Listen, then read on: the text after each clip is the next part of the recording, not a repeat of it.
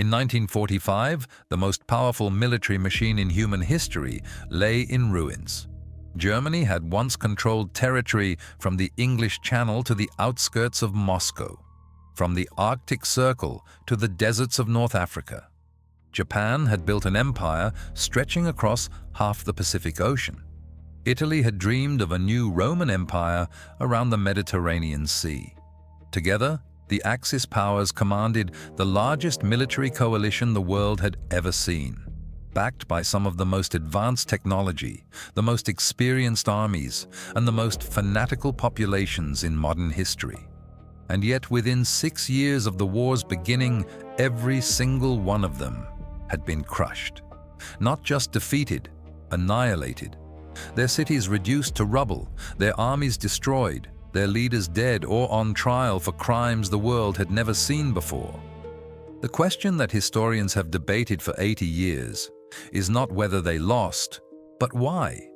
Because the Axis powers did not lose this war simply because they ran out of bullets. They lost it because they made decisions. Specific, identifiable, catastrophic decisions at moments when different choices were available, when the outcome was genuinely uncertain, when the war could have gone another way. This is the story of those decisions, 5 of them. Each one a door that was opened when it should have been closed, a gamble taken when patience was available, a moment of arrogance that cost millions of lives and ultimately destroyed everything the Axis had built. If you find these deep dive history documentaries valuable, please take 1 second to subscribe and hit the like button. It helps this channel more than you know. Now let us go back to the beginning and trace the road that led from the greatest military empire in modern history to unconditional surrender. Decision 1. Operation Barbarossa, the invasion of the Soviet Union. By the summer of 1941, Adolf Hitler stood at what appeared to be the absolute peak of his power. France had fallen in 6 weeks. The Low Countries were occupied. Scandinavia was under German control. Yugoslavia and Greece had been overrun in a matter of days. The British had been driven from the European continent at Dunkirk. The United States was still officially neutral. From the outside, the Third Reich looked invincible, but Hitler was not satisfied. He had never been satisfied. From the very beginning of his political career, in the rambling, violent pages of Mein Kampf, he had written that Germany's destiny lay to the east, that the German people needed living space, Lebensraum, carved out of the vast Slavic territories of the Soviet Union, that the Slavic peoples were racially inferior and could be enslaved, expelled, or exterminated to make room for German colonizers, that the Soviet Union, run by what he called the Jewish Bolshevist conspiracy, was Germany's true and permanent enemy, and that it would have to be destroyed. On the 22nd of June, 1941, Hitler launched Operation Barbarossa. 3 million German soldiers, supported by Romanian, Hungarian, Finnish, and Italian forces, crossed into Soviet territory along a front that stretched for nearly 2,000 miles. It was the largest land invasion in the history of warfare. The early results were staggering. The Soviet army, caught off guard despite numerous warnings, collapsed along enormous stretches of the front. Hundreds of thousands of Soviet soldiers were encircled and captured in the first weeks. The German panzers drove forward at speeds that seemed almost impossible, advancing hundreds of miles in days. By October 1941, German forces had reached the outskirts of Moscow. The Soviet government briefly prepared to evacuate the capital. There were moments in those autumn weeks when the war seemed close to over. But it was not over. And here is the central catastrophic miscalculation at the heart of Barbarossa. Hitler and his generals believed genuinely and completely that the Soviet Union was, in his words, a rotting structure that would collapse at the first serious blow. The German army had planned for a campaign of roughly 8 to 10 weeks. They had not issued winter clothing to their troops. They had not prepared adequate supply lines for a prolonged campaign. They had not calculated the depth of the Soviet reserves, the willingness of the Soviet population to absorb almost incomprehensible casualties, or the capacity of the Soviet state to relocate hundreds of factories eastward, beyond the Ural Mountains, and continue producing weapons even as the German army occupied the western third of the country. They had also not calculated Joseph Stalin. The Soviet leader, paralyzed by shock in the first days of the invasion, recovered his nerve and became a ferocious and utterly ruthless war leader. He shot generals who retreated without orders. He deployed the Russian winter as a weapon. He appealed to Russian national pride rather than communist ideology. He called the war not a revolution, but a great patriotic war, and millions of Soviet citizens responded with a willingness to die that stunned the German army. By December 1941, the German army stood frozen outside Moscow. The Blitzkrieg, the lightning war, had not produced a lightning victory. The war in the East had become exactly what Hitler's generals had warned him to avoid: a grinding, attritional struggle against a vast country with virtually unlimited manpower, absorbing German men and machines at a rate that no economy in Western Europe could sustain indefinitely. The decision to invade the Soviet Union was not simply a military mistake, it was an ideological one. Hitler invaded the East not because it was strategically necessary, but because he believed it was racially inevitable. He could not help himself. And by making that invasion, he transformed a war Germany could potentially have won, or at least survived, into a war that would consume and destroy it. Decision 2. The declaration of war on the United States. On the 7th of December 1941, Japanese aircraft attacked the American naval base at Pearl Harbor, Hawaii, killing nearly 2,400 Americans and crippling the United States Pacific Fleet. 4 days later, on the 11th of December 1941, Adolf Hitler stood before the Reichstag in Berlin and declared war on the United States of America. He did not have to do this. The tripartite pact between Germany, Japan, and Italy committed each party to come to the defense of the others only if they were attacked. Japan had attacked the United States. The United States had not attacked Japan. Under the strict terms of the alliance, Germany had no obligation to declare war. Hitler could have remained neutral in the Pacific conflict. He could have watched as the United States was drawn into a two-front war of its own, fighting Japan in the Pacific while trying to support Britain in Europe. He could have bought himself time, reduced the pressure on Germany, and waited to see how the Japanese conflict developed. He declared war anyway. Within 4 days of Pearl Harbor, without being asked, without consulting his generals, without any strategic calculation that historians have ever been able to reconstruct as coherent, Hitler handed the United States, the most industrially powerful nation on Earth, a formal declaration of war and a reason to fight in Europe. Why? Partly because of his contempt for America. He regarded the United States as a racially mongrelized country, dominated by Jews, culturally degenerate, too soft and too divided to fight a serious war. He pointed to America's catastrophically small standing army in 1941, just over 200,000 men, as proof that the country was not a serious military power. He was right that the American army was small. He was catastrophically wrong about everything else. The United States possessed industrial capacity that Germany simply could not match. In 1940, the American economy produced almost twice as much steel as Germany. It had access to essentially unlimited petroleum. It had the manufacturing infrastructure to be, in President Roosevelt's phrase, the arsenal of democracy, producing ships, aircraft, tanks, and weapons at a rate that no Axis power could approach. And once attacked, once at war, once motivated and organized, it directed all of that capacity toward winning. Between 1942 and 1945, the United States produced nearly 300,000 military aircraft. Germany produced roughly 100,000 over the same period. The United States produced over 80,000 tanks and self-propelled guns. It built hundreds of warships. It equipped not only its own forces, but supplied enormous quantities of weapons, vehicles, food and raw materials to Britain and the Soviet Union under the Lend-Lease program. Soviet generals after the war acknowledged, in private and sometimes in public, that without American trucks, food and raw materials, the Red Army could not have sustained the offensives that destroyed the German army in the East.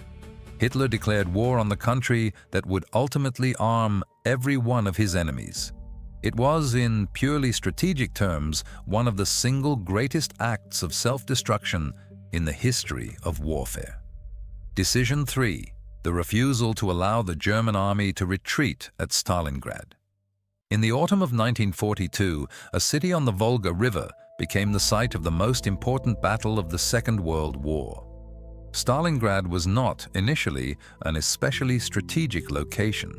It happened to bear Stalin's name, which gave it symbolic importance, but its military value was secondary to the oil fields of the Caucasus, which were the actual strategic objective of the German summer offensive of 1942.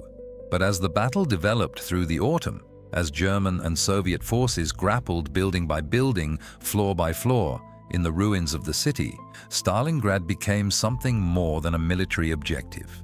It became a matter of personal prestige for both Hitler and Stalin, and that transformation would cost Germany the war. By November 1942, the German Sixth Army, commanded by General Friedrich Paulus, had pushed deep into Stalingrad and held most of the city. But the flanks of the German advance were dangerously exposed, held by Romanian, Hungarian, and Italian forces that were less well-equipped and less motivated than the German units at the center. Soviet General Georgy Zhukov recognized the opportunity. On the 19th of November 1942, the Red Army launched Operation Uranus, a massive pincer attack against the exposed Axis flanks. Within 4 days, the attack had succeeded beyond almost anyone's expectations. The Soviet pincers met, and the entire German Sixth Army, roughly 300,000 men, was surrounded. Paulus and his generals immediately saw the situation clearly. The only option was a breakout. If the Sixth Army moved immediately, fighting westward through the Soviet encirclement before it could be consolidated, it could save itself and preserve a coherent German front. The army had enough fuel and ammunition for a short, violent breakout attempt. They requested permission. Hitler refused. He had been told by Hermann Göring that the Luftwaffe could supply the Sixth Army by air. This was a promise that anyone with a basic understanding of logistics knew was impossible. The Sixth Army needed 500 tons of supplies per day to sustain itself. The Luftwaffe, with the aircraft available, could deliver at most 100 tons on a good day, and many days the weather prevented any deliveries at all. But Hitler wanted to believe it because the alternative, ordering a retreat from Stalingrad, was something he could not psychologically accept. He had told the German people that Stalingrad would be taken. He had staked his personal prestige on it. Ordering a retreat would be an admission of failure. He named the encircled position a fortress and ordered the Sixth Army to hold it to the last. When Field Marshal Erich von Manstein launched a relief operation, Operation Winter Storm, in December 1942, he came within 30 miles of the encircled army. He sent word that if Paulus broke out toward him, the two forces could link up. Hitler refused to authorize the breakout. Paulus stayed put. Manstein's relief attempt was driven back. The encirclement tightened. The airlift delivered a fraction of the promised supplies. By late January 1943, the Sixth Army was starving. Its wounded were dying without medical care. Its men were eating horses, then rats, then nothing. On the 2nd of February 1943, the surviving remnants of the German Sixth Army surrendered. Roughly 91,000 men marched into Soviet captivity, including 24 generals and Paulus himself, whom Hitler had promoted to Field Marshal on the 31st of January in the hope that Paulus would die rather than surrender. The promotion did not have the intended effect. Of the 91,000 men who entered Soviet captivity, fewer than 6,000 ever returned to Germany. Stalingrad was not just a military defeat, it was a psychological turning point. After Stalingrad, the German army never again mounted a sustained offensive on the Eastern Front. The initiative had passed to the Soviet Union permanently. The refusal to allow a retreat, driven by Hitler's psychological inability to accept failure, had destroyed the finest field army Germany possessed and broken the back of the German war effort in the East. Decision 4. Japan's failure to strike north and the southern strategy that overextended an empire. Japan in 1941 faced a strategic choice that would determine the course of the Pacific War. The Japanese military establishment was divided between two fundamental visions for expansion. One faction, the army, favored striking north into Siberia and the Soviet Far East. The other faction, the navy, favored striking south into Southeast Asia, the Dutch East Indies, Malaya, and the Philippines, where the oil, rubber, and raw materials Japan desperately needed were located. Throughout the 1930s, Japan had tried the northern option twice and had been badly burned both times. At Nomonhan in 1939, a Soviet force under General Georgy Zhukov had inflicted a stunning defeat on the Japanese army, demonstrating that Soviet mechanized forces were far more capable than Japanese military planners had assumed. This defeat, largely forgotten in the West, had a profound impact on Japanese strategic thinking. When Germany invaded the Soviet Union in June 1941, the Japanese army briefly considered joining the attack, which would have opened a two-front war against the Soviets that might well have been decisive. Hitler urged them to do it. They declined. Instead, Japan chose the southern strategy. In July 1941, Japanese forces occupied southern Indochina.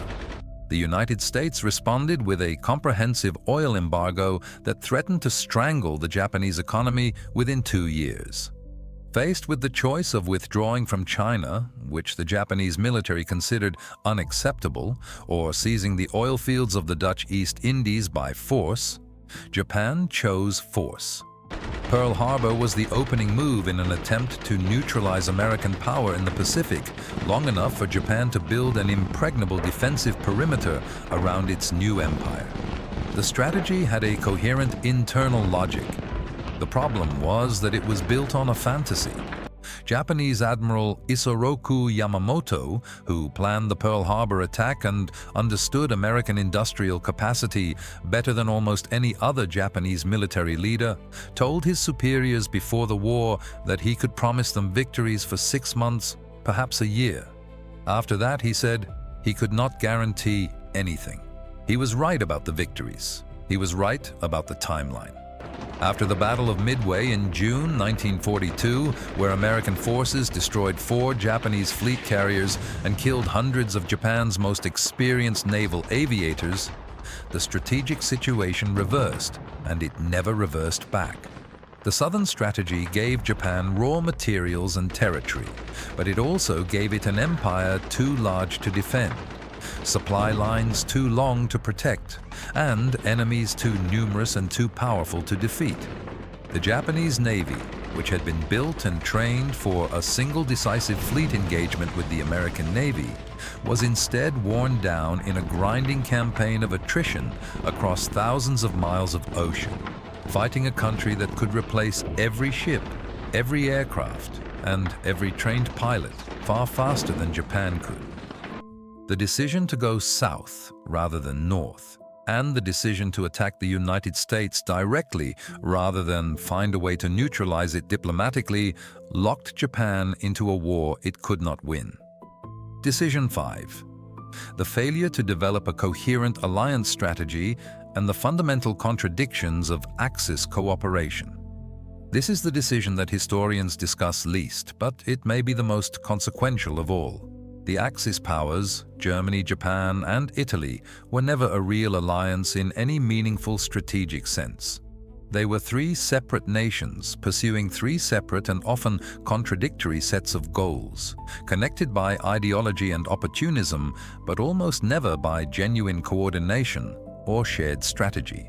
Germany and Japan did not coordinate their military operations.